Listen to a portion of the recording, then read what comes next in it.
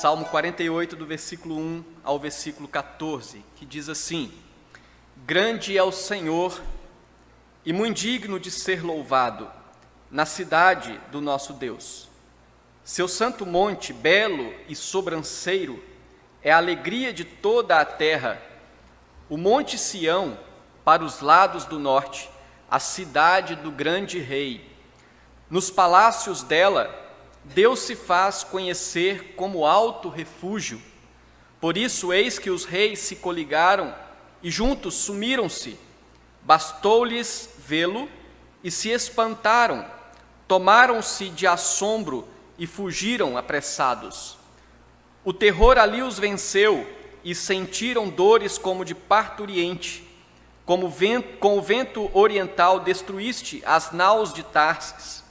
Como temos ouvido dizer, assim o vimos na cidade do Senhor dos exércitos, na cidade do nosso Deus. Deus a estabelece para sempre. Pensamos, ó Deus, na tua misericórdia, no meio do teu templo, como o teu nome, ó Deus, assim o teu louvor se estende até aos confins da terra. A tua destra está cheia de justiça. Alegre-se o monte Sião, exultem as filhas de Judá, por causa dos teus juízos. Percorrei a Sião, rodeai-a toda, contai-lhe as torres, notai bem os seus baluartes, observai os seus palácios, para narrardes às gerações vindouras que este é Deus, o nosso Deus, para todo sempre. Ele será nosso guia até a morte. Vamos orar mais uma vez. Senhor nosso Deus, nós mais uma vez nos colocamos na Tua presença, ó Deus, e buscamos a Tua face, pedimos que o Senhor alimente os nossos corações com a Tua palavra. Nós pedimos a Ti, ó Deus, em nome de Jesus. Amém. Às vezes nos vem à mente alguns questionamentos, algumas perguntas, como, por exemplo, será que Deus faz alguma diferença na vida de alguém? Será que uma pessoa que não serve a Deus não conseguiria obter até mais sucesso do que uma pessoa que dedica toda a sua vida a Deus? Outra questão: os valores de Deus não são valores ultrapassados? Os valores de Deus não seriam valores retrógrados, o que provoca o atraso na vida dos que se submetem a esses valores? Será que as pessoas que vivem pelos valores de Deus, como alguns o julgam ultrapassados, essas pessoas não estão perdendo oportunidades na vida? Pessoas ímpias, pessoas que não têm o temor do Senhor, acreditam que Deus não faz diferença nenhuma em suas vidas. Pessoas ímpias entendem que dedicar a vida aos preceitos de Deus é um verdadeiro atraso. E não é isso, na verdade, o que o salmista pensa. No Salmo 47, o salmista descreve o quanto Deus é necessário para o bem dos que o amam. Neste Salmo 47, o salmista deixa muito claro o quanto Deus não apenas é necessário, mas o quanto Deus é indispensável para a vida daquele que ama a Deus. E certamente a presença de Deus na vida de uma pessoa faz toda a diferença. A presença de Deus na vida de uma pessoa muda a vida dessa pessoa, muda o rumo dessa pessoa. A presença de Deus na vida de alguém faz com que a vida dessa pessoa tenha uma perspectiva que vai além desta vida. Portanto, esses questionamentos que muitas pessoas fazem são questionamentos de alguém que não tem o temor do Senhor e que não olha para a vida na perspectiva daquilo que Deus é daquilo que Deus faz, daquilo que Deus representa para toda a sua criação. Este salmo que nós lemos, Salmo 48, assim como alguns outros anteriores que nós expomos e nos quais nós refletimos, é um salmo que não está claro quem é o seu autor, e também não temos para este salmo um contexto específico, algum acontecimento específico que esteja por trás daquilo que está relatado no Salmo 48. O salmista, neste salmo, descreve a cidade de Jerusalém, a cidade de Deus, na qual habitam os servos de Deus. Nós, quando lemos o salmo, nós vemos várias vezes uma referência ao Monte Sião, a cidade de Deus, né? A cidade santa, a cidade, o monte belo, bonito.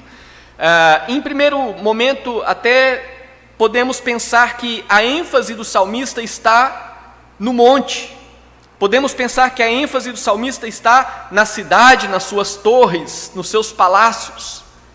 Mas a ênfase do salmista certamente não está na cidade, não está nas suas torres, nem nos seus palácios e nem no monte Sião. A ênfase do salmista está no Deus que habita nesta cidade. A ênfase do salmista está no Deus que sustenta esta cidade e que sustenta o povo que habita nesta cidade. O texto de 2 Samuel, capítulos 5 ao capítulo 7, nos informa alguns fatos importantes sobre a cidade de Deus, a cidade de Jerusalém, a qual é descrita neste salmo. E estas informações são importantes para nós entendermos também este salmo. E então, em 2 Samuel, do capítulo 5 ao capítulo 7, que nós não vamos certamente ler, mas ali, resumidamente, fala que depois da morte de Saul, Davi foi ungido como rei sobre todo Israel. E Davi reinou durante 40 anos sobre Israel, sendo que 7 anos ele reinou em Hebrom, e 33 anos Davi reinou em Jerusalém. Jerusalém, que é chamada de Sião, né, por causa do monte Sião, foi uma cidade conquistada por Davi quando ele e os seus exércitos expulsou os jebuseus. Era o nome do povo que habitava Jerusalém, que também nesse tempo era chamada de Jebus. E Davi, com o seu exército, então, adentra na cidade de Jebus e ali conquista aquela cidade.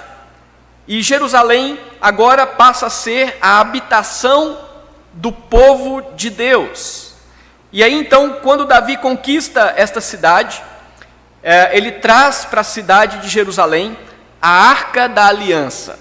A Arca da Aliança era um objeto usado desde que o povo saiu da terra do Egito e, peregrinando pelo deserto, Deus ordenou que eles fizessem um tabernáculo e aquela tenda, né? Quando nós lemos lá no livro de Êxodo, eles fizeram a tenda, o tabernáculo, e dentre vários objetos Deus mandou que eles fizessem uma arca, uma espécie de um baú que ficava na parte que era chamada Santo dos Santos, no tabernáculo. E ali então foram guardados alguns objetos, como o maná, o cajado de Moisés e as tábuas da lei. De maneira então que a Arca da Aliança representava a presença de Deus. Essa era a representação da Arca da Aliança para o povo de Israel. Representava a presença de Deus. De maneira então que, quando Davi conquistou Jerusalém, a Arca da Aliança foi levada e colocada em Jerusalém. Ali Davi construiu uma espécie de uma tenda, porque ainda não havia o templo, e logo depois, então, Salomão constrói o templo em Jerusalém, e a arca foi colocada no templo, representando ali que Deus habitava naquele lugar, representando que ali era o lugar da habitação de Deus, o lugar onde Deus estava presente. Então Jerusalém passou a ser o local onde o Senhor era cultuado pelo povo de Israel. Os servos do Senhor desejavam estar em Jerusalém, onde a glória do Senhor era exaltada. Aqui então nós vemos resumidamente a importância da cidade de Jerusalém, a importância do Monte Sião para o povo de Israel. E no contexto do Antigo Testamento, Jerusalém é o lugar onde Deus habita, exatamente porque ali estava a Arca da Aliança. Jerusalém é a cidade governada pelos preceitos de Deus, ao contrário das cidades dos povos pagãos. Jerusalém é a cidade governada pelos princípios que Deus estabelece, enquanto as cidades de outros povos eram cidades governadas pelos preceitos de outros deuses, mas Jerusalém era governada pelos preceitos de Deus. E no contexto do Novo Testamento, Jerusalém, a cidade de Deus, é uma referência aos cidadãos dos céus. Então, geralmente, quando encontramos uma referência a Jerusalém no Novo Testamento, às vezes se refere ao povo de Deus, a todos aqueles que fazem parte da família de Deus. É uma referência a todos aqueles que são cidadãos dos céus, como diz a palavra do Senhor, a nossa pátria está nos céus. Nós não somos cidadãos desta terra, nós somos cidadãos da Nova Jerusalém, né? Então, no Novo Testamento, Jerusalém é uma referência ao povo de Deus, aos cidadãos dos céus, é uma referência à igreja de Cristo. Jerusalém é uma referência no Novo Testamento à igreja do Senhor, não apenas a igreja local, mas a igreja como a igreja que é composta por todos aqueles que creem no Senhor Jesus Cristo. Jerusalém é uma referência também ao lugar da habitação eterna de Deus e de todas as pessoas, de todas as épocas que creram em Jesus. Então, no Novo Testamento, nós temos uma expansão do conceito da cidade de Jerusalém. E certamente quando no Antigo Testamento Jerusalém é descrita, como nós vemos no Salmo 48, podemos ter a certeza que Deus já estava preparando algo como figura daquilo que Ele deveria então revelar mais à frente, como nós vemos no Novo Testamento. Em Apocalipse, João descreve a oposição entre a cidade de Deus e seus cidadãos e a cidade dos homens, né? Então, a cidade de Deus, a Nova Jerusalém, o povo escolhido, o povo que louva e vive para Deus, é colocada em oposição à cidade dos homens. E no próprio Apocalipse, a cidade dos homens é descrita como Babilônia. Se nós olharmos para o contexto do Antigo Testamento, né, o povo de Deus, os habitantes de Jerusalém, foram levados cativos para a Babilônia. E lá na Babilônia eles ficaram com saudades do templo, eles ficaram com saudade da cidade de Deus, porque lá não era o lugar deles. E esse comparativo no Novo Testamento ganha, em Apocalipse, esse significado. A igreja de Cristo, os servos de Deus, são aqueles que compõem a cidade de Deus, vivem pelos valores de Deus, em oposição à cidade dos homens, que é governada pelos seus próprios valores, a cidade dos homens que é governada pelos seus próprios princípios, que estão contra os valores de Deus, ou seja, a grande Babilônia, o mundo no qual nós vivemos, o mundo regido pela sua própria vontade, é a cidade dos homens, a grande Babilônia, que, conforme registrado no livro de Apocalipse, será totalmente destruída, quando então o Senhor voltar, e aí a cidade de Deus, a Nova Jerusalém, reinará eternamente e glorificará o Senhor por toda a eternidade. Então, a cidade de Deus e os seus cidadãos, ela é regida pelos valores santos do reino de Deus, enquanto a cidade dos homens é regida pelos valores contrários a Deus. E quando nós refletimos no Salmo 48, nós certamente precisamos levar em conta este sentido abrangente do Novo Testamento com respeito a Jerusalém. Nós precisamos levar em conta esse sentido abrangente do Novo Testamento em relação à cidade de Deus. E é isso que nós precisamos e pretendemos fazer ao refletir neste Salmo 48. E tendo em mente essas palavras, nós queremos pensar um pouco sobre formas como Deus faz diferença na vida do seu povo. Formas como Deus faz diferença na vida do seu povo. Então nós já vimos no Salmo que Deus está presente em Jerusalém, e isso faz a diferença naquela cidade. Deus está presente com o seu povo, e isso faz a diferença na vida do seu povo. Mas de que formas? Quais as formas como Deus faz a diferença na vida do seu povo? Primeiro, nós vemos que a grandeza de Deus atribui valor à sua cidade. A cidade de Deus não tem valor em si própria. A cidade de Deus não tem valor em si pelas suas próprias qualidades. Mas o valor que a cidade tem é resultado da presença de Deus. Exatamente como nós falamos, o texto, embora fale das qualidades de Sião, das qualidades de Jerusalém, das qualidades do monte, na verdade o salmista não está enfatizando estas qualidades, ele está dizendo que todas essas qualidades são resultados do fato de que Deus está presente, de que Deus habita nesta cidade. Por isso, a presença de Deus na vida do seu povo é importante, porque o valor que o seu povo tem é resultado da presença de Deus. Como nós vemos aqui nos versículos 1 e 2, que diz: grande é o Senhor e muito digno de ser louvado na cidade do nosso Deus. Como nós vimos Jerusalém, a cidade onde a arca da aliança estava, que representava a presença de Deus, era ali o local onde o povo se reunia para celebrar a grandeza do seu Deus. E por isso, então, grande é o Senhor e muito digno de ser louvado na cidade do nosso Deus. Jerusalém era uma cidade murada, e ela está edificada sobre o monte Sião. E o versículo 2 diz: seu santo monte, belo e sobranceiro, é a alegria de toda a terra.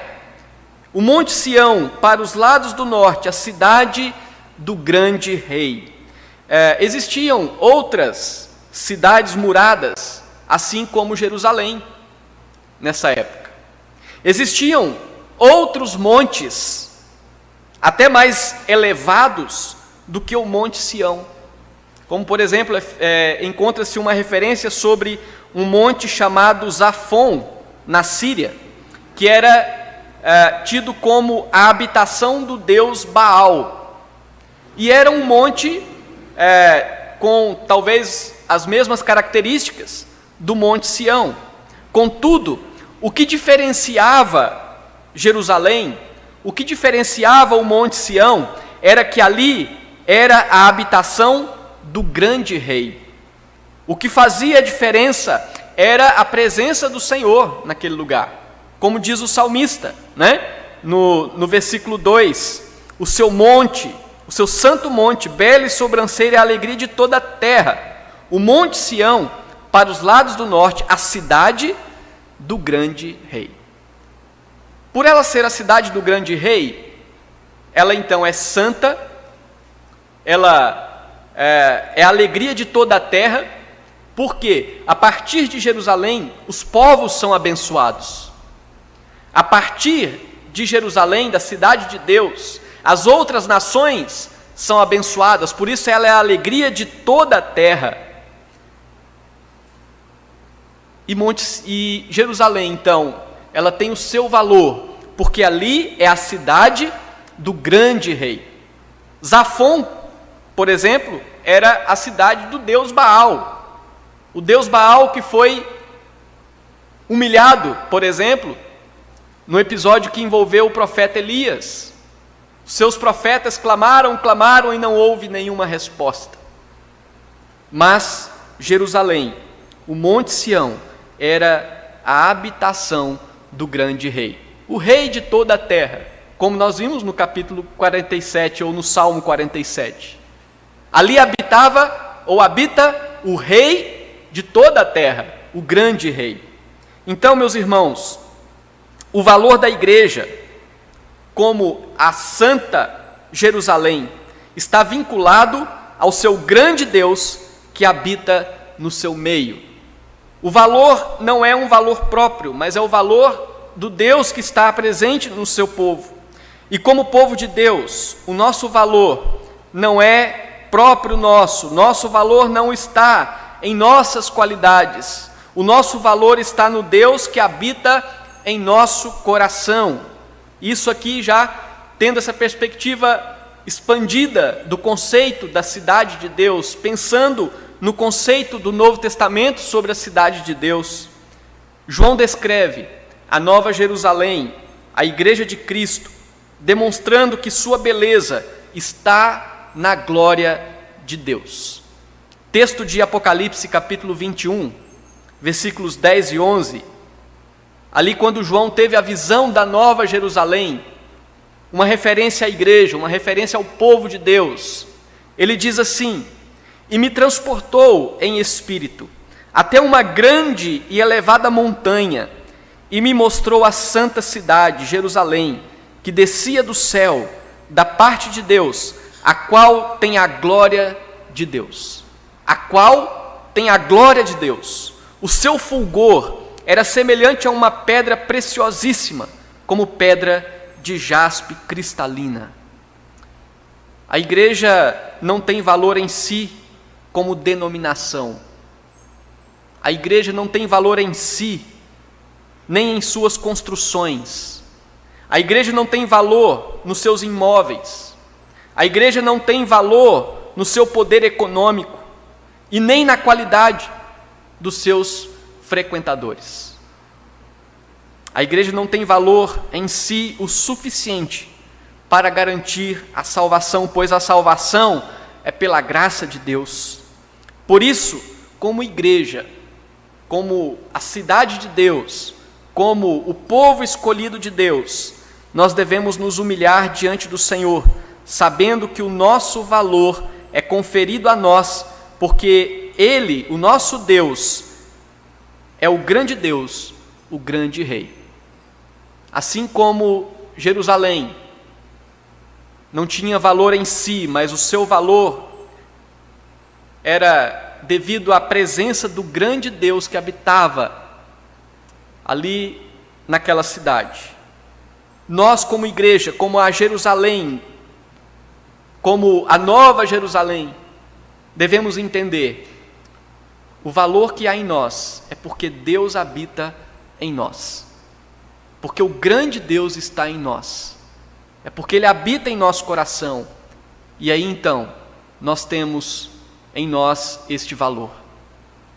É importante entendermos que, como nós estamos vendo, as formas como Deus faz diferença na vida do seu povo, e nós vemos que a grandeza de Deus atribui valor à sua cidade, a grandeza de Deus atribui valor à sua igreja, a grandeza de Deus atribui valor aos que servem a este Deus, de maneira que fora de Deus não há valor nenhum em nós.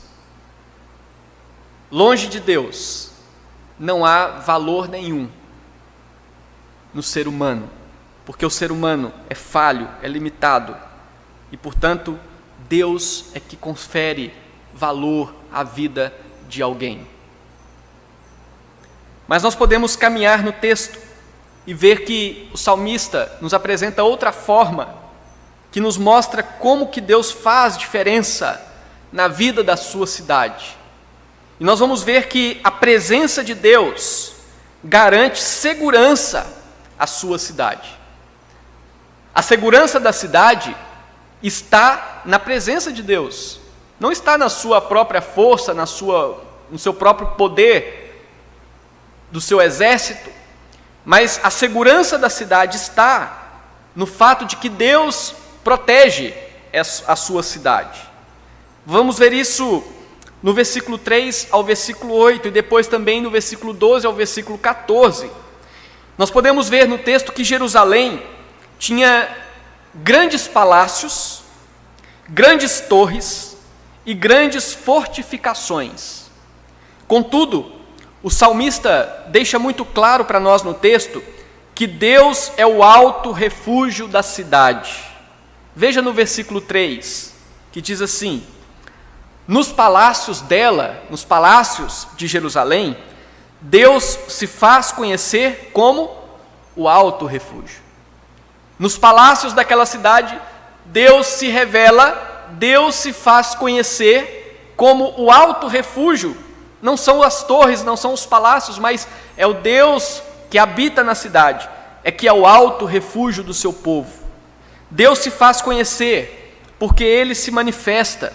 Deus prova para o seu povo que a segurança da cidade, que embora seja fortificada, essa segurança é garantida pela presença de Deus. As nações pagãs, os reis pagãos, eram inimigos de Deus. As cidades vizinhas dos governantes pagãos eram inimigos de Deus e da cidade de Deus, exatamente porque eles rejeitavam os valores pelos quais esta cidade vivia. No versículo 4, diz assim: por isso, ou seja, pelo fato de que Deus se faz conhecer, então por isso, eis que os reis se coligaram e juntos sumiram-se. Bastou-lhes vê-lo, ou aqui, ver a Deus, e se espantaram, tomaram-se de assombro e fugiram apressados. O terror, versículo 6, o terror ali os venceu, e sentiram dores como de parturientes. Aqui uma ideia de angústias. Parturientes é alguém que está dando à luz, né? A mulher que está tendo trabalho de parto. E ele diz então que aqueles que estavam agindo contra Jerusalém, ao ver então a glória de Deus naquela cidade, fugiram angustiados, sentindo dores como que dores de parturiente. E diz o texto: com vento oriental destruíste as naus. Naus são os navios de Tarsis. Aqui o que o salmista descreve certamente é algum evento semelhante ao que aconteceu na vitória do rei Josafá sobre Moabe e Amon. Inclusive, esse episódio já foi citado aqui no Salmo, quando expomos o Salmo 46. O salmista, aqui nesses versículos, está falando de alguma situação em que inimigos fortes rodearam Jerusalém para atacá-la. Inimigos fortes vieram contra Jerusalém, contudo, por algum motivo, esses inimigos ficaram espantados. O salmista aqui está dizendo por eles terem visto a Deus. Não sabemos de que forma que Deus se manifestou, mas o fato é que eles ficaram espantados e tiveram que fugir como pessoas que estavam com dores, como pessoas que estavam perturbadas, e eles tiveram que simplesmente fugir e desistir de atacar Jerusalém. E o texto de 2 Crônicas, capítulo 20, narra, e eu vou citar novamente aqui esse texto, que diz assim: então vieram alguns que avisaram a Josafá, dizendo: grande multidão vem contra ti, da além do mar e da Síria, eis que já estão em Azon Tamar, que é em Guede. Pôs-se Josafá em pé na congregação de Judá e de Jerusalém, na casa do Senhor, diante do pátio novo, e disse: Ah, Senhor, acaso não executarás tu o teu julgamento contra eles? Porque em nós não há força para resistirmos a essa grande multidão que vem contra nós, e não sabemos nós o que fazer, porém os nossos olhos estão postos em ti. Foi uma situação em que não havia, por parte do rei Josafá, qualquer esperança de resistência contra aqueles inimigos que estavam vindo contra eles.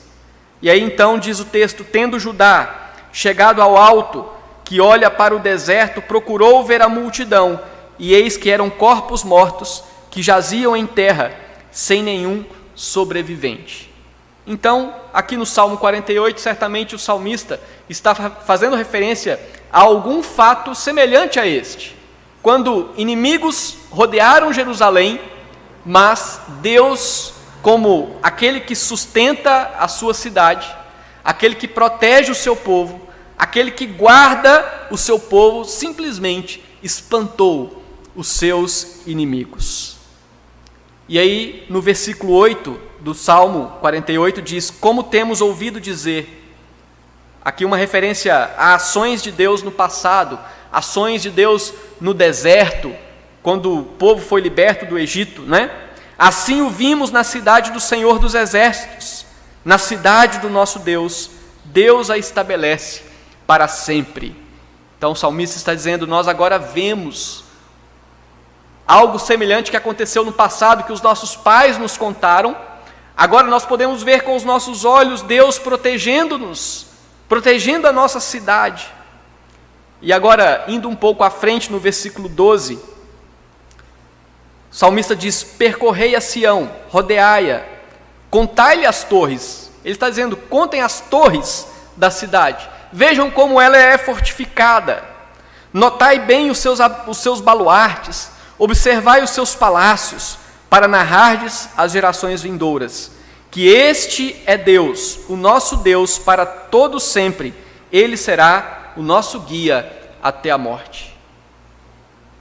O salmista está dizendo: apesar de toda a fortificação da cidade, a nossa segurança está em Deus, ele é o nosso guia até a morte.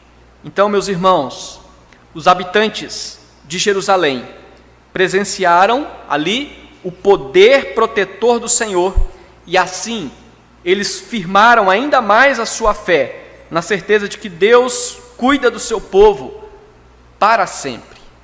Fatos históricos interessantes é que Jerusalém foi destruída pelos babilônios no ano de 536 a.C.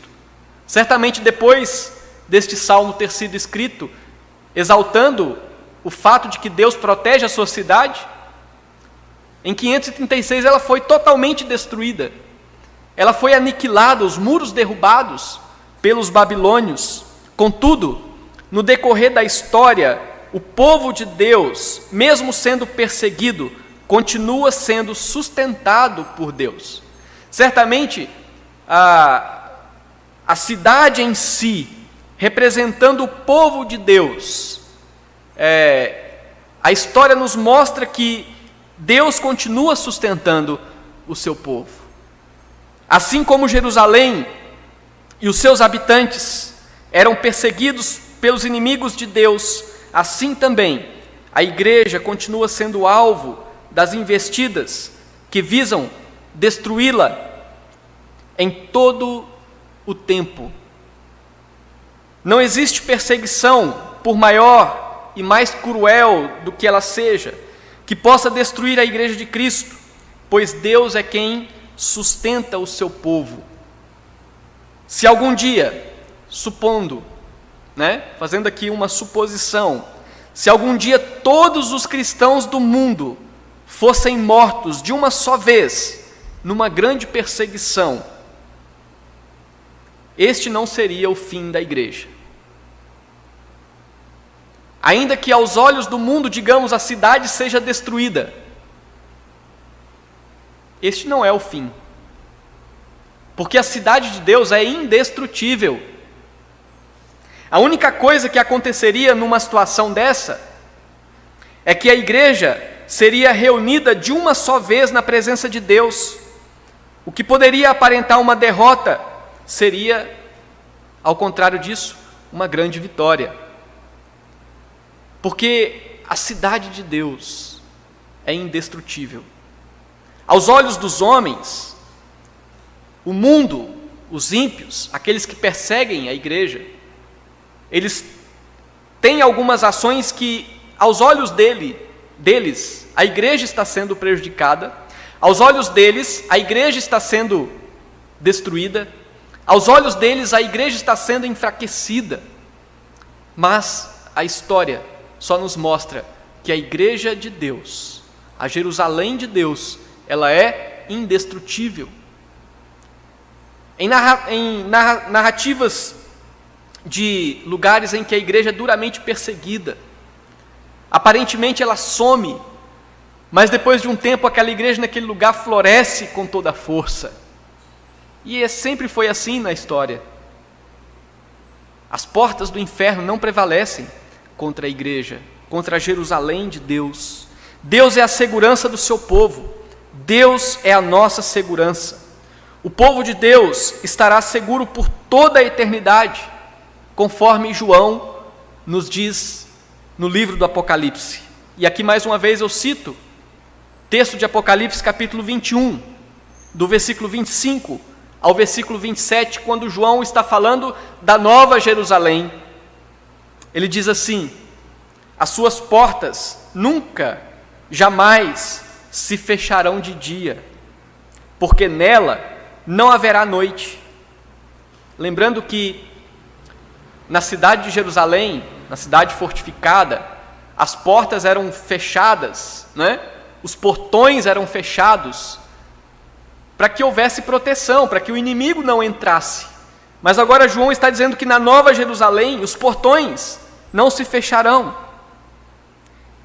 e lhe trarão a glória e a honra das nações. Nela nunca jamais penetrará coisa alguma contaminada, nem o que pratica abominação e mentira, mas somente os inscritos no livro da vida do Cordeiro. E aí então João nos mostra que nessa perspectiva final, a nova Jerusalém será totalmente isenta de qualquer ameaça, porque Deus está no meio dela e Deus é a sua segurança. Deus está no nosso meio, mesmo quando os perigos nos envolvem, mesmo quando os perigos estão ao nosso redor, Deus continua sendo a nossa segurança. E podemos ter certeza, irmãos, ainda que sejamos atingidos até mesmo pela morte, isso não significa que Deus deixou de ser a nossa segurança, porque nós estaremos seguros eternamente com o Senhor. Então aí nós vemos a importância da presença de Deus na sua cidade, porque a presença de Deus na cidade é que garante a sua segurança. A nossa vida sem Deus não tem segurança nenhuma, mas a nossa vida com Deus está totalmente, plenamente segura. E aí nós vemos numa última parte desse texto, Salmo 48, uma outra forma pela qual nós entendemos a importância da presença de Deus na sua cidade. E nós vemos então que a justiça de Deus promove alegria em sua cidade. A justiça de Deus promove alegria no meio da sua cidade, no meio do seu povo. A forma como Deus age em favor do seu povo, da sua cidade, é entendida como resultado da sua misericórdia. O salmista, no texto, reconhece que não há merecimento dos atos de Deus em favor do seu povo. Tudo que Deus faz, o livramento que Deus deu à cidade de Jerusalém, a presença de Deus, tudo isto não é resultado do merecimento daquele povo. E o salmista reconhece, dizendo no versículo 9: pensamos, ó Deus, na tua misericórdia no meio do teu templo. Ele está louvando a Deus pela sua misericórdia. O livramento que eles tiveram foi pela misericórdia, não é porque eles merecem. A forma como Deus cuida do seu povo é conhecida em toda a terra. O nome de Deus é reconhecido entre as nações pelos feitos realizados em favor do seu povo. Deus faz prevalecer a justiça em favor do seu povo. Versículo 10 aí do texto diz assim: como o teu nome, ó Deus, assim o teu louvor se estende até os confins da terra, a tua destra está cheia de justiça. A forma como Deus age é justa. Deus age de forma justa. Deus cuida do seu povo, motivado pela sua justiça. Certamente o que aconteceu em Jerusalém, o livramento que ocorreu, foi algo conhecido de outros povos, ou algo conhecido de outras nações, e assim outras nações puderam reconhecer a grandeza de Deus. Um texto no Salmo 126 que nos mostra que Deus era reconhecido pelas nações pagãs, pelo que ele fazia pelo seu povo. Agora, uma referência ao retorno do povo de Israel, lá do cativeiro babilônico. Diz o texto, em Salmo 126, então a nossa boca se encheu de riso e a nossa língua de júbilo. Então, entre as nações se dizia, grandes coisas tem feito o Senhor por eles. As outras nações reconheciam que o Senhor fazia grandes coisas pelo seu povo, porque eles tomavam conhecimento das obras de Deus, eles tomavam conhecimento dos livramentos de Deus, e as outras nações então diziam, o Deus de Israel é o grande Deus, e Deus era louvado pelos outros povos. Versículo 11 do Salmo 48 diz, alegre-se o monte Sião, exultem as filhas de Judá, por causa dos teus juízos. O salmista vê nos atos de justiça e nos juízos de Deus o motivo para o seu povo se alegrar. E aí então nós podemos dizer que a nossa maior alegria, de fato, não está nas coisas, a nossa maior alegria não está nas pessoas, a nossa maior alegria não está nas realizações pessoais, a nossa maior alegria está em Deus. A nossa maior alegria está na justiça de Deus. A nossa maior alegria está nos juízos de Deus. E é isso que o salmista diz no versículo 11 que nós acabamos de ler. Alegre-se o monte Sião, exultem as filhas de Judá por causa dos teus juízos. A presença de Deus traz alegria, porque Deus age com justiça. E aí nós vemos a importância da presença de Deus na vida da sua cidade, porque os seus atos de justiça promovem alegria. Cristo sofreu no corpo e na alma as consequências de todos os nossos pecados. Sendo Deus justo, Ele puniu nossos pecados em Cristo Jesus. É a única forma de nós sermos salvos, é porque Cristo foi punido pelos nossos pecados, para que Deus realizasse a sua justiça. Se Cristo não tivesse morrido, sofrendo assim a justiça dos nossos pecados, nós estaríamos totalmente perdidos e não haveria salvação para nós. Mas Deus realizou a justiça, derramando a sua ira sobre Cristo. E como resultado da sua justiça, Deus trata o seu povo com amor eterno. Deus garante ao seu povo que nenhum dos inimigos poderá obter sucesso. Em momentos que nos vemos injustiçados, nós devemos nos alegrar em saber que Deus cuida de nós. E que Deus exerce e exercerá justiça perfeita em nosso favor, porque Deus é justo e devemos nos alegrar nisto. O apóstolo Pedro, na sua primeira carta, no capítulo 3, versículo 13, diz assim: nós, porém, E aqui ele está falando da volta de Cristo, quando todos os elementos serão atingidos, né?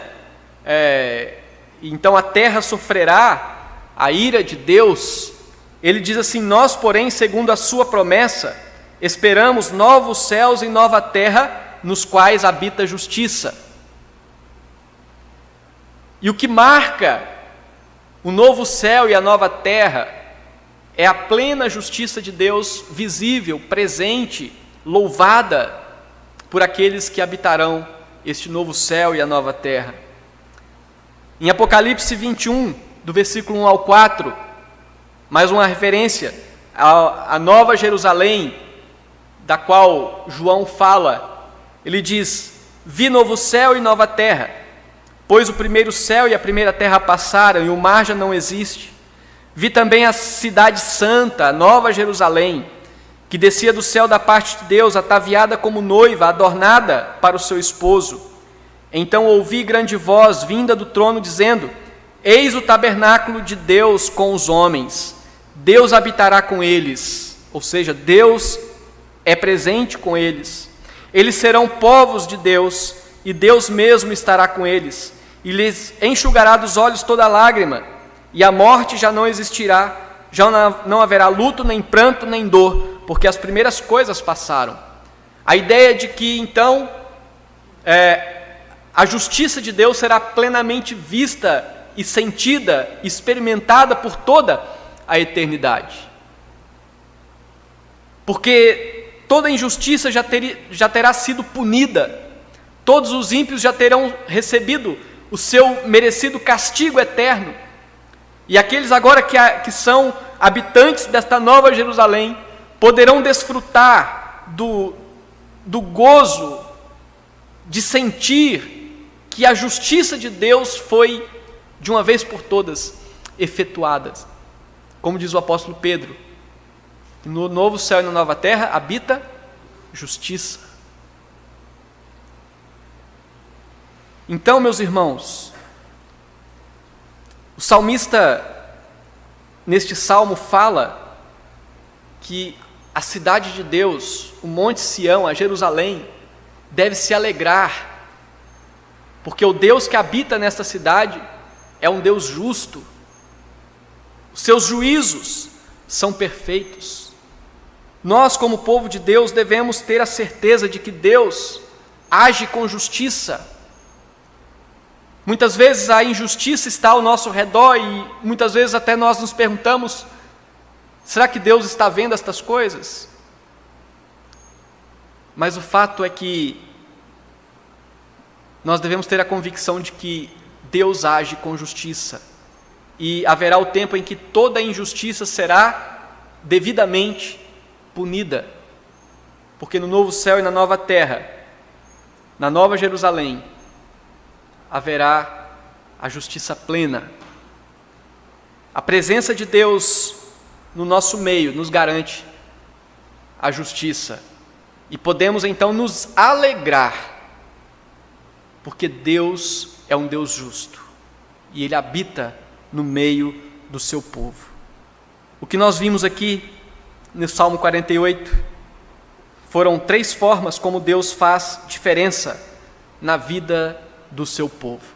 Um texto que descreve Jerusalém, a presença de Deus em Jerusalém, contudo que nos aponta para esta visão expandida a respeito da Jerusalém, da Nova Jerusalém, como sendo o povo de Deus, os cidadãos que estão em Cristo, a Nova Jerusalém eterna. Nós podemos ver que as formas como Deus faz a diferença na vida do seu povo, da sua cidade, é que, primeiro, a grandeza de Deus atribui valor à sua cidade e ao seu povo. A presença de Deus garante segurança à sua cidade, ao seu povo. E a justiça de Deus promove alegria na sua cidade e no seu povo. Então vejam como que Deus faz diferença.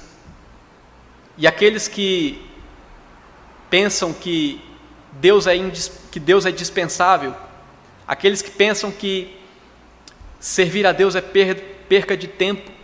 Aqueles que acham que os princípios e os valores de Deus são ultrapassados, na verdade, estão perdendo a sua vida, estão perdendo o seu tempo, porque não há qualquer valor longe de Deus, não há qualquer segurança longe de Deus, e não há qualquer alegria verdadeira longe de Deus. Que o nosso Deus, então, nos abençoe e que tenhamos plena certeza, plena convicção do quanto Deus é importante e que vivamos todos os dias buscando a presença de Deus. Quando nos vermos tentados a nos distanciar dos valores de Deus, lembremos, não podemos viver longe de Deus. A nossa vida não tem sentido longe de Deus. E que nós busquemos incansavelmente a presença do Senhor e os valores do seu reino. E vivamos incansavelmente segundo a sua vontade. Que Deus assim nos abençoe.